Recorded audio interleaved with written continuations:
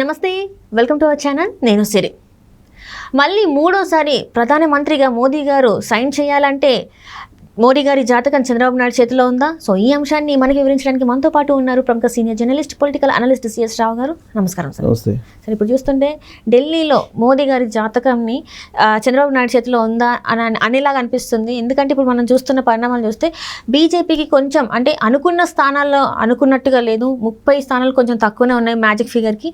So మరి ఇప్పుడు మూడోసారి మోదీ గారు అంటే ప్రధానమంత్రిగా సైన్ చేయాలంటే మోదీ గారి జాతకం చంద్రబాబు నాయుడు చేతిలో ఉందని అనుకోవచ్చా మనం? సో ఒకటేంటంటే వాళ్ళు వచ్చినటువంటి రిజల్ట్ ఆంధ్రప్రదేశ్కి ప్రధానంగా సరే చంద్రబాబు నాయుడుకి రాజకీయంగా ఒక వెలుగు వెలగడానికి మరొకసారి ఉపయోగపడేలాగా రిజల్ట్ ఉంది కేంద్రంలో. అలాగే ఆంధ్రప్రదేశ్ ప్రయోజనాలు సంపూర్ణంగా నెరవేరడానికి అనుకూలమైనటువంటి ఫలితాలు ఉన్నాయని చెప్పచ్చు మనం. ఎందుకంటే సరే రాష్ట్రంలో క్లీన్ స్వీప్ చేసేసింది తెలుగుదేశం పార్టీ కూటమి. దేశంలో వచ్చేటప్పటికి ఎన్డీఏ కూటమిలో భాగస్వామిగా తెలుగుదేశం పార్టీ ఉంది. ఎన్డీఏలో భాగస్వామిగా ఉన్నటువంటి తెలుగుదేశం పార్టీ మద్దతుతోటే అక్కడ ప్రభుత్వం ఏర్పడేటువంటి పరిస్థితి ఉంది. అంటే బొటాబొట్టి మెజారిటీ వచ్చింది. యాక్చువల్గా మ్యాజిక్ ఫిగర్ అంతా 272 మ్యాజిక్ ఫిగర్. సో 272 అంటే ఇప్పుడు 290 అలా లీడ్ ఉంది. ఇప్పుడు యాజ్ ఆఫ్ నౌ 290 అలా లీడ్ ఉంది ఎన్డీఏకి. సో 290 అంటే బొటాబొటి మెజారిటీ తోటి ప్రభుత్వాన్ని ఏర్పాటు చేయడానికి అవకాశం ఉంది ఎన్డీఏ. ఇప్పుడు చంద్రబాబు నాయుడు కానీ, మమతా బెనర్జీ కానీ, నితీష్ కుమార్ కానీ వీళ్ళందరూ కనుక ఒకటైతే ప్రభుత్వాన్ని ఏర్పాటు చేసే అవకాశం కూడా లేదు ఎన్డీఏకి.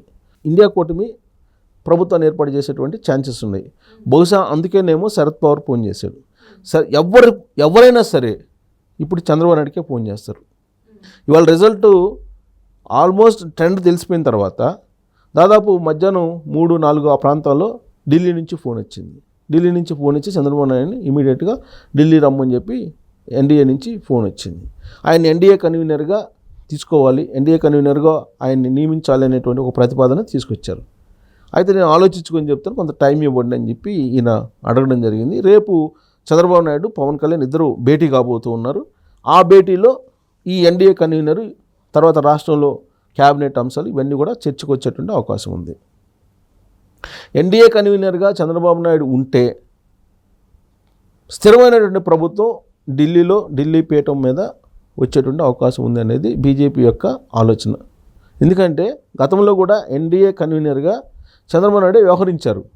ఆ రోజున వాజ్పేయిని ప్రధానమంత్రిగా పరిపాలన సవ్యంగా చేయడానికి చంద్రబాబు నాయుడే సహకరించారు.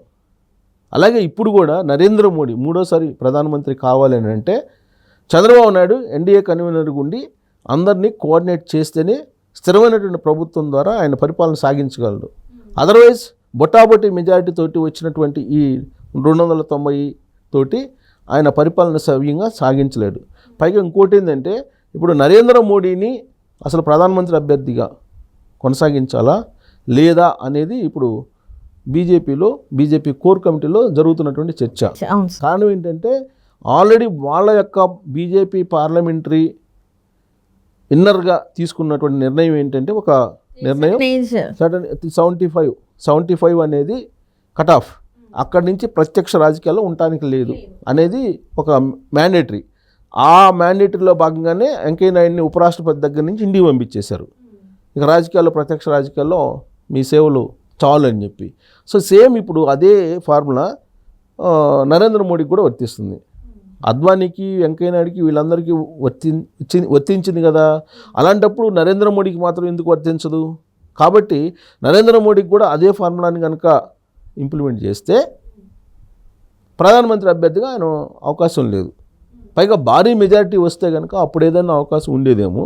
ఇప్పుడు ఆల్రెడీ ఆర్ఎస్ఎస్కి నరేంద్ర మోడీకి మధ్య గ్యాప్ ఉంది అని చెప్పి బీజేపీలో చర్చ జరుగుతుంది. బీజేపీ మనకి కనిపించినటువంటి 2 గ్రూపులు ఉన్నాయి. ఆ గ్రూపుల్లో ఒకటి నరేంద్ర మోడీ, అమిత్ షా, 2 గడ్కరీ, మిగతా వాళ్ళందరూ ఉన్నారు. సో ఇప్పుడు అందరికీ ఆమోదయోగ్యమైన వివాదరహితంగా ఉన్నటువంటి వ్యక్తి ఎవరంటే గడ్కరీ. సో గడ్కరీని ఆర్ఎస్ఎస్ ప్రమోట్ చేస్తుంది. పైగా ఆర్ఎస్ఎస్ నాగపూర్ కేంద్రం, అక్కడి నుంచే ఆయన పోటీ చేసి ఆయన గడ్కరీ రాజకీయం చేస్తున్నారు. సో గడ్కరీని పెట్టి ప్రధానమంత్రిగా బీజేపీ ప్రభుత్వాన్ని ఏర్పాటు చేయాలనేది ఆర్ఎస్ఎస్ యొక్క ఆలోచనగా చెప్తూ ఉన్నారు. ఎందుకనంటే ఆర్ఎస్ఎస్ నుంచి వచ్చినటువంటి నరేంద్ర మోడీ ఆర్ఎస్ఎస్ను కూడా కాదని కొన్ని చేశారు అనేది వాళ్ళకి మింగుడు పడినటువంటి అంశం. కాబట్టి నరేంద్ర మోడీని కనుక మళ్ళీ మూడోసారి ప్రధానమంత్రిని చేస్తే ఆయన ఇష్టం వచ్చినట్టు ఆర్ఎస్ఎస్తో ప్రమేయం లేకుండా బీజేపీ సిద్ధాంతాలతోటి ప్రమేయం లేకుండా వన్ సైడ్ వెళ్తున్నాడు ఇతను అనేది ఒక అభిప్రాయం ఉంది. సరే 2014లో కానీ 2019లో కానీ క్లియర్ కట్ మెజారిటీ వచ్చింది కాబట్టి నరేంద్ర మోడీ ఏది చేసినా సరిపోయింది. కానీ ఇప్పుడు బొటాబొటీ మెజారిటీ తోటి మైనారిటీ ప్రభుత్వం ఏర్పాటు చేసి నరేంద్ర మోడీ తీసుకున్నటువంటి నిర్ణయాల కారణంగా స్థిరంగా ప్రభుత్వం నిలబడే అవకాశం లేదు అనేది వినిపిస్తుంది. సో ఇలాంటి పరిస్థితుల్లో చంద్రబాబు నాయుడు యొక్క అవసరం ఉంది. ఒకవేళ చంద్రబాబు నాయుడు ఇప్పుడు ఎన్డీఏ కూటమికి తెలుగుదేశం పార్టీతో కలుపుకొని 290 దాకా ఉన్నాయి. చంద్రబాబు నాయుడు బయటకు వచ్చాడు అనుకో, ఇప్పుడు చంద్రబాబు నాయుడుకి 20 వచ్చినాయి, 20 వచ్చినాయి. 2 పవన్ కళ్యాణ్కు 22 మంది ఎంపీలు బయటకు వస్తే ఆయనకి మ్యాజిక్ ఫిగర్ ఉండదు. మ్యాజిక్ ఫిగర్ లేకపోతే ప్రభుత్వాన్ని ఏర్పాటు చేయలేరు. సో ఇలాంటి పరిస్థితుల్లో రాష్ట్ర ప్రయోజనాలే ముఖ్యం అని చెప్పి పవన్ కళ్యాణ్ పదే చెప్తున్నాడు. కాబట్టి మాకు ప్రత్యేక హోదా ఇస్తారా లేదా అనే దాని మీద కనుక ప్రెజర్ చేస్తే ఇప్పుడు రాష్ట్ర ప్రయోజనాలు నెరవేరే అవకాశం ఉంది. అదర్వైజ్ మేము ఎన్డీఏకి మద్దతు పలకలేము అని చెప్పారు అనుకోండి, అప్పుడు నీకు గవర్నమెంట్ ఫామ్ చేయడానికి అవకాశం ఉంది. ఇండియా కూటమి వస్తుంది. ఇండియా కూటమి ప్రత్యేక హోదా ఇవ్వడానికి సిద్ధంగా ఉంది.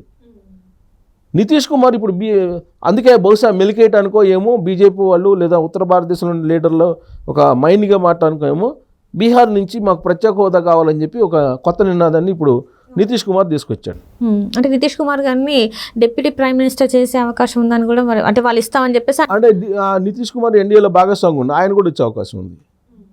ఇప్పుడు ఎలా ఉందంటే ఒక చంద్రబాబు నాయుడు మీద డిపెండ్ ఉంది ఢిల్లీలో ప్రభుత్వం ఏది ఉంటుంది ఏది ఉండదు అనేది, ఏది అసలు కొత్త ప్రభుత్వం ఏది ఏర్పాటు అవుతుంది అనేది పూర్తిగా చంద్రబాబు నాయుడు మీద ఆధారపడి ఉంది. కానీ ఎగ్జిట్ పోల్స్ అన్ని కూడా ఎన్డీఏ కూటమికి అంటే ఇదే ఇప్పుడు అసలు ఎగ్జిట్ పోల్స్ తీసేయి, ఎందుకంటే వాస్తవ ఫలితాలు వచ్చాయి కాబట్టి ఎగ్జిట్ పోల్స్ అవసరమే లేదు మనకి. ఎందుకు మాట్లాడుతున్నా అంటే సార్ అంటే ఇది పక్షపాతంగా చేశారు, కావాలని చేశారని చెప్పేసి మళ్ళీ అది మైండ్ గేమ్. అది ఎగ్జిట్ పోల్స్ అనేది మైండ్ గేమ్, అది ఎవరైనా ఆడేది mind game.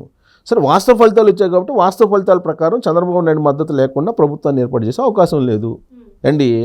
Plus NDA Nitish Kumar కానీ మమతా బెనర్జీ కానీ వీళ్ళందరూ కూడా ఫ్రెండ్స్, సహచరులు, గతంలో సత్సంబంధాలు ఉండి చంద్రబాబు నాయుడు కూడా అనుకుంటే కనుక ఇప్పుడు అందరూ ఇండియా కూటమి ఆయన మీద డిపెండ్ అయ్యే అవకాశం ఉంది.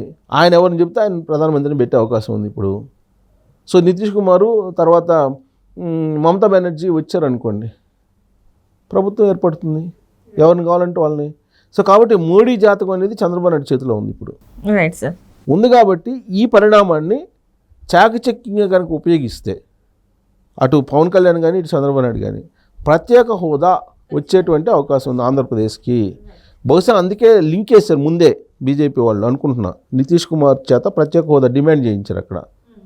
సో కాబట్టి సరే ఆయన డిమాండ్ చేసినా కానీ చంద్రబాబు నాయుడు అనుకుంటే ఇప్పుడు యాక్చువల్గా సమాజ్వాదీ పార్టీ 28 మంది ఎంపీలు గెలుచుకుంది ఉత్తరప్రదేశ్లో. సో అక్కడ సమాజ్వాదీ పార్టీ అధినేతగా ఉన్నట్టు అఖిలేష్ యాదవ్ లేదంటే వాళ్ళ నాన్న కానీ అప్పటి నుంచి కూడా వాళ్ళ నాన్న అప్పటి నుంచి కూడా సమాజ్వాదీ పార్టీతో సత్సంబంధాలు ఉన్నాయి. అఖిలేష్ యాదవ్ మన లోకేష్ ఎలా ఉన్నో అఖిలేష్ యాదవ్ కూడా అలానే ఉంటాడు చంద్రబాబు నాయుడు తోటి, ఒక కుమారుడి మాదిరిగా. కాబట్టి చంద్రబాబు నాయుడు తలుచుకుంటే ఏ ప్రభుత్వం కావాలంటే ఆ ప్రభుత్వాన్ని ఏర్పాటు చేయగలరు ఢిల్లీలో ఇప్పుడు. సో ఇదే కీలకమైన సమయం. ఈ సమయంలో చంద్రబాబు నాయుడు పవన్ కళ్యాణ్ ఎలా వ్యవహరిస్తారు అనేది మాత్రం ఆసక్తికరమైన అంశం.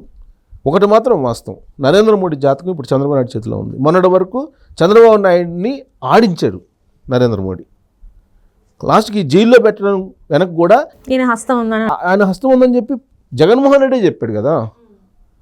లండన్లో నేనున్నాను, ఢిల్లీలో బీజేపీ పెద్దలు చేశారు ఇదంతా అని చెప్పి ఆయన చెప్పాడు కదా. సో కాబట్టి మొన్నటి వరకు నరేంద్ర మోడీ చంద్రబాబు నాయుడు ఆడుకున్నారు. ఇప్పుడు చంద్రబాబు నాయుడు నరేంద్ర మోడీని ఆడుకోడు కానీ రాష్ట్ర ప్రయోజనాల కోసం ఏ విధంగా ఉపయోగించుకుంటాడు అనేది నేను కూడా చాలా క్యూరియాసిటీగా చూస్తున్నాను. చూడాలి ఎలాంటి పావులు కలుపుతాడు చంద్రబాబు నాయుడు అని. Right sir, right, thank you so much sir.